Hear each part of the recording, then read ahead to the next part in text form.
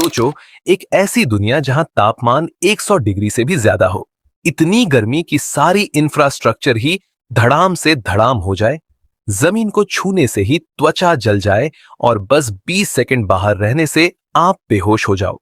इंसानियत अंदर ही बंद हो गई है और खाना पानी सोने से भी ज्यादा कीमती हो गया है। इसी खौफ में हमारा प्रोटेगनिस्ट अपनी गर्लफ्रेंड के साथ 5 साल तक सरवाइव किया, लेकिन उसने उसे ही धोखा दे दिया और आखिरी सप्लाई के लिए किसी को उसे मारने भेज दिया। लेकिन उसकी बदले की भूख इतनी ज्यादा थी कि वो समय में पीछे चला गया। इस बार वो पूरी तरह तैयार होगा। अपने सबस्पेस की मदद से, जिसमें इन्फिनिट स्टोरेज है और अंदर समय जम गया है, वो बिलियंस का सामान स्टॉक पाइल करेगा और वो अपनी पावर्स और सप्लाई का इस्तेमाल करने में एक पल भी नहीं सोचेगा। जो उसे चाहिए वो लेगा और उनसे बदला लेगा, जिन्होंने उसकी पिछली जिंदगी बर्बाद की। सुचेन अपना मील एंजॉय कर रहा था कि तभी ये मोटा ढाई उसकी शांति भंग कर देता है। ढाई उसे पहचान लेता है कि यही वही लड़का है जिसे उसने हाल ही में बड़ा लोन दिया था।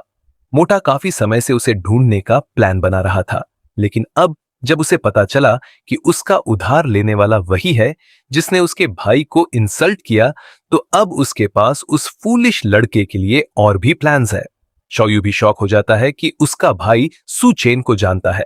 तब मोटा बताता है कि ये वही है जिसने अपना घर गिरवी करके उससे $500,000 से ज्यादा उधार किया था, और ऊपर से कोइंसिडेंस ये है कि कल ही रीपेमेंट का दिन है। मतलब दोनों के ही उससे हिसाब बराबर करने बाकी हैं।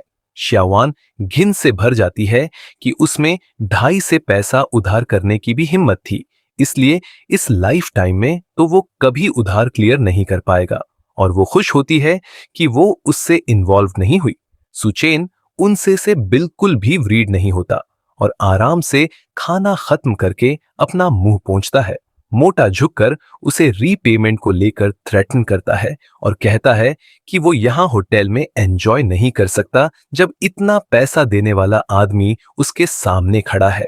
श्याओयू चिल्लाता है कि वो किसी भी हालत में पैसा वापस नहीं दे पाएगा, इसलिए बेस्ट यही है कि अभी मौका है तो उसे खत्म कर दिया जाए। पीछे खड़े थग खतरनाक स्माइल देते हैं और वो भी सुचेन पर टूट पड़ने को आतुर दिखते हैं। इसी सब के बीच मैनेजर लुई अंदर आती है ताकि सिचुएशन को समहाउ शांत कर सके। मोटा कहता है कि अगर हमारा प्रोटैगनिस्ट घुटनों पर बैठकर उससे और उसके भाई से माफी मांग ले तो वो बात करके मामला पीसफुली सेटल करने पर सोच सकता है। मैनेजर लुई सुचेन से पूछती है कि आखिर चल क्या रहा है, लेकिन वो उन्हें बस सिंपल पेस्ट्स कहकर डिसमिस कर देता है। ये बात मोटे को बिल्कुल पसंद नहीं आती और वो गुस्से में टेबल पर जोर से हाथ मारता है। अब तक वो उसे बेसिक रिस्पेक्ट दे रहा था, लेकिन आज उसके लिए सब खत्म हो गया है और उसके हिसाब से आज जो होने वाला है उससे सुचेन को कोई नहीं बचा सकता। कम से कम वो ऐसा ही सोचता है। तभी कुछ न्यू कमर्स होटल रेस्टोरेंट में एंटर करते हैं और सामने खड़ा आदमी पूछता है कि यहां क्या हो रहा है। मोटा और सुचेन दोनों उस स्केरी लुकिंग आदमी को पहचान लेते हैं। उसका नाम गाओ चांग है और सुचेन की पिछली लाइफ में वो स्कल क्रशर के नाम से फेमस था। अपोकैलिप्स के बाद शंगडू की दुनिया में वो और हेल शेफ एक बड़ी फोर्स बन गए थे। उसने ये भी सुना था कि अपोकैलिप्स के बाद ग्रीन सिटी होटल ही म्यूटेशन शुरू होने की पहली जगह बनी थी, और शायद गांव की स्कल क्रशिंग एबिलिटी भी वहीं डेवलप हुई थी, क्योंकि वो म्यूटेशन शुरू होने के समय इसी होटल में था। फिलहाल गौ शांगदू का एक वेल नॉन एंटरप्रेन्योर है जिसका अंडरग्राउंड में बड़ा नेटवर्क है और उसके कमांड में बहुत लोग हैं। वो नोटिस करता है कि सुचेन की ग्लेयर थोड़ी इंटरेस्टिंग है। अब जब केओस शांत हो जाता है और होटल में कोई मेस नहीं होता, गांव अपने बिजनेस के काम में लग जाता है। वो डुआना या को होटल के एक ऑफिस में ले जाता है जहां मिस्टर सन उनका इंतजार करते हुए वाइन का ग्लास भर रहा होता है। अंदर जाते ही शेफ पूछती है कि वो उससे क्या डिस्कस करना चाहता है। मिस्टर सन कहता है कि उसने उसके ब्यूटी के बारे में बहुत सुना है और आज फाइनली उसे सामने देख रहा है। वो उसे वाइन ऑफर करता है, लेकिन शेफ तुरंत समझ जाती है कि उसमें कोई ड्रग मिला हुआ है। वो शॉक में ग्लास को देखती रह जाती है। इसी बीच सुचेन अपने प्रेसिडेंशियल सूट बेडरूम में वाइन ग्लास घुमाते हुए बैठा है। पिछली लाइफ में वो शियान के साथ बेसमेंट में छिपा था और किसी तरह अपोकलिप्स की एक्सट्रीम हीट सरवाइव की थी। उसे कभी उम्मीद नहीं थी कि इस टाइम वो उसे छोड़ देगा और वो खुद उसके पीछे घूमेगी, लेकिन ये उसके लिए अच्छा मौका है पुराने हिसाब बराबर करने का और रिवेंज लेने का। वो ऊपर से देखता है कि शाओकियान और बाकी लोग पूल के पास मस्ती कर रहे हैं और उन्हें उसकी प्रेजेंस का पता भी नहीं है। दोनों आदमी स्विम सूट्स में खड़े हैं और गर्ल्स के आने का इंतजार कर रहे हैं। मोटा नोटिस करता है कि हाल ही में हवा बहुत ज्यादा हॉट हो रही है और रात में तो दिन से भी ज्यादा गर्म लगती है। इसी वजह से शाओयू ने पूल में जाने का आइडिया दिया था ताकि कूल हो सके और स्विम सूट्स में गर्ल्स को देखना उनके लिए बोनस था। दोनों आदमी इस थॉट से एक्साइटेड होकर खुशी में एक दूसरे को हग कर लेते हैं। थोड़ी देर में दोनों लड़कियां स्विम सूट्स में पूल की तरफ आती हैं और नोटिस करती हैं कि आज मून यूजुअल से ज्यादा ब्राइट है।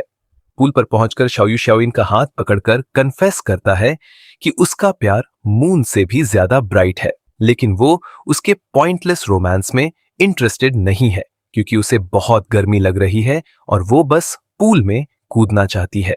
ऊपर से सुचेन उन्हें देखकर हंसता है क्योंकि ब्राइट रेड मून का मतलब है अपोकलिप्स शुरू होने वाला है।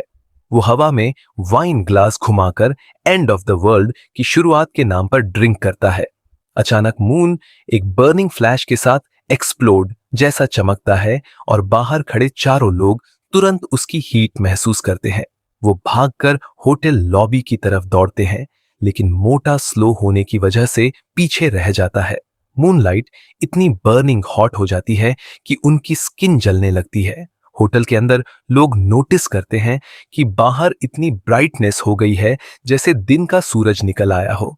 मोटा के आदमी सोचते हैं कि वो ठीक होगा या नहीं, लेकिन उनमें से एक कहता है कि शायद वो गर्ल्स के साथ फ्लर्टिंग कर रहा होगा, इसलिए उसे उसकी हैप्पीनेस के साथ छोड़ देना चाहिए। तभी शाओकियान, शाओयू और लीना लॉबी में भागते हुए आते हैं जैसे जान बचाकर आए हों। वो जमीन पर लुढ़कते हैं और डेस्परेटली कुछ कूल चीज ढूंढते हैं। उनकी स्किन पूरी बर्न्ट और रेड हो चुकी होती है। शाओ को एक फिश टैंक दिखता है और तीनों उसमें कूद जाते हैं ताकि ठंडक मिल सके। अंदर रहते हुए भी वो आपस में लड़ते रहते हैं कि पूल में कौन रहेगा और कौन बाहर निकलेगा। मोटा के आदमी कंफ्यूज्ड हो जाते हैं कि वो क्या कर रहे हैं और इतने इंजर्ड क्यों दिख रहे हैं, और सबसे जरूरी सवाल ये कि मोटा कहाँ है और वो उसे छोड़कर क्यों भाग आए। शाओयू रियलाइज करता है कि वो उसके भाई को बाहर छोड़ आए, लेकिन तब तक बहुत देर हो चुकी होती है। उसकी स्किन दूसरों से ज्यादा जल चुकी है और पूरे शरीर पर ब्लिस्टर्स पड़ गए हैं। सब लोग जल्दी से उसकी मदद करने दौड़ते हैं इससे पहले कि वो कोलैप्स हो जाए।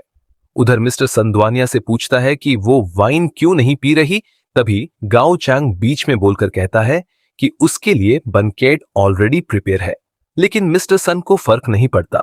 उसे बस ये कंसर्न है कि दुआनिया ने उसकी वाइन नहीं पी। शंगदू में कोई भी उसके दिए वाइन को मना करने की हिम्मत नहीं करता। वो गाओचांग को पीछे हटने को कहता है क्योंकि ये उसका मैटर नहीं है। उसी मोमेंट दुआनिया समझ जाती है कि गाओचांग ने उसे ट्रैप किया है। शायद उसने ऐसा मिस्टर सन की फेवर पाने और ऊपर चढ़ने के लिए किया। मिस्टर सन खुद को शंगदू में इनविंसिबल समझता है और अक्सर विमेन को टारगेट करता है, और आज लगता है उसकी नजर दुआनिया पर पड़ गई है। वो पूरी तरह श्योर है कि उस ड्रिंक में कुछ गड़बड़ है और उसे किसी भी हालत में उसे नहीं पीना चाहिए, लेकिन इस सिचुएशन से निकलने का उसके पास कोई तरीका नहीं है। उसी मोमेंट मून एक ब्राइट रेड बर्निंग लाइट के साथ चमकने लगता है।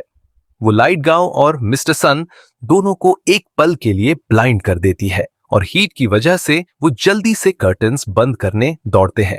दोनों को यकीन हो जाता है कि कुछ भयानक हो रहा है, इसलिए वो नीचे जाकर और इंफॉर्मेशन लेने का डिसाइड करते हैं। उधर दुआनिया राहत की सांस लेती है कि उस डिस्ट्रैक्शन ने उसे किसी भयानक चीज से बचा लिया। नीचे होटल में लोग लॉबी में इकट्ठा हो गए थे ताकि किसी तरह बच सके। मैनेजर लुई सबको काम रहने के लिए कहता है और बताता है कि रेस्क्यू टीम रास्ते में है। जो उन्हें किसी सेफ लोकेशन पर ले जाएगी। लेकिन लोग कन्विंस नहीं होते और लॉबी में अफरा तफरी फैलने लगता है। इसी बीच गांव नीचे आता है और किसी से पूछता है कि क्या हो रहा है। उसे बताया जाता है कि अचानक टेम्परेचर बहुत बढ़ गया है और न्यूज के अनुसार सैकड़ों लोग पहले ही इंजर्ड हो चुके हैं। मिस्टर सन अपने एक फ्रेंड को कॉल करता है ताकि कोई उसे होटल से लेने आ जाए, लेकिन उधर से जवाब मिलता है कि अभी वो पावर इश्यूज संभालने में लगे हैं, इसलिए कोई भी उसे लेने नहीं आ सकता। उधर मोटा अभी भी कॉर्नर में सनलाइट के डायरेक्ट एक्सपोजर से जल रहा है। उसके आदमी कहते हैं कि उसे हॉस्पिटल जाना चाहिए, लेकिन हर बार कोई उसे छूता है तो वो दर्द से चिल्लाने लगता है। बाहर इतनी हीट है कि हॉस्पिटल पहुंचना ऑलमोस्ट इम्पॉसिबल है। वो अपने एक आदमी शाओयू को कॉल करता है कि वो कार लेकर आए और उसे पिक करे। शाओयू पहले से ही उनके रियल एस्टेट हेडक्वार्टर्स के अंडरग्राउंड गैराज में था और कार लेकर होटल की तरफ निकल पड़ता है। अंडरग्राउंड होने की वजह से उसे हीट कम महसूस होती है, लेकिन जैसे ही वो स्ट्रीट पर आता है उसे दिखता है कि हर जगह इतनी ब्राइटनेस है जैसे अभी भी डे टाइम हो। तभी उसकी कार के टायर्स फट जाते हैं और कार रोड पर स्टॉल हो जाती है। वो मजबूर होकर कार से उतरता है और बिल्डिंग की तरफ भागता है। वो मोटे को कॉल करके कार प्रॉब्लम बताने की कोशिश करता है, लेकिन उसका ध्यान अचानक एक और ज्यादा पेनफुल चीज पर चला जाता है। हर कदम पर उसके शूज पिघलने लगते हैं और वो फिसलकर जमीन पर गिर जाता है। आंखें खोलकर देखता है तो उसके पास एक पूरी तरह मेल्टेड और डिसॉल्व्ड बॉडी पड़ी होती है। वो डर के मारे चिल्लाता है और उठने की कोशिश करता है, लेकिन उसकी स्किन जमीन से चिपक जाती है। हीट ने उसका चेहरा भी लगभग पिघला दिया होता है और वो वहीं चिपक जाता है। उधर होटल में मोटा और उसके लोग फोन से सिर्फ उसकी दर्द भरी चीखें सुन पाते हैं, क्योंकि हीट उसे जमीन पर रोस्ट कर रही होती है। इस सारे अफरा तफरी के बीच सुचेन आराम से एक nice well air condition room में सो रहा होता है, जैसे उसे किसी चीज की परवाह ही नहीं।